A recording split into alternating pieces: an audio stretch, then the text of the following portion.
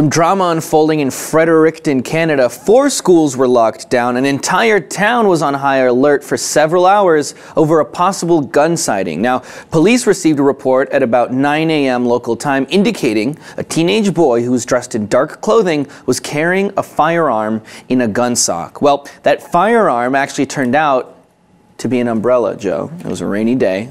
The guy was carrying his umbrella. Now, if we can, go full screen on this. Now, to be fair, I mean, if you take a look at the photo, the way he's holding it, the strap that's coming down, it kind of looks like a gun. I can understand why someone might look at that and say, oh shit, this man is gonna enter a school or something like that with a gun, right? It's one of those umbrellas that are meant to look like a sword, right? They have like a handle on the end. But more importantly, they got up in arms literally over an umbrella, right? Literally over nothing. And it's just shocking to see 4 different schools in completely different parts of this town going on lockdown. The police went on to social media. They were asking, they're putting pictures up saying, do you know this person? They're letting everyone know to stay at home. The whole damn town was shut down over this one damn thing. What do you think? Better be safe than sorry though, right? I mean, this unfortunately is reflective of what terrorism has done to this country, to the society, school shootings, theater shootings.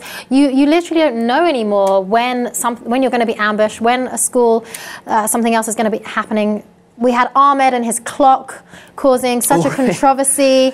They thought his clock was a bomb. We now think an umbrella is a samurai sword. But I can't blame people for being reactive like this because this is happening. School shootings are happening every other week. Theaters are getting blown up and shot at, and it's just a horrible reflection of the fact that people are scared in this society now. Yeah, and it's kind of, you know, a lot of people will attribute the violence that goes on here in America. I'm not talking about, you know, terrorism around the world. I'm talking about domestic violence in this country.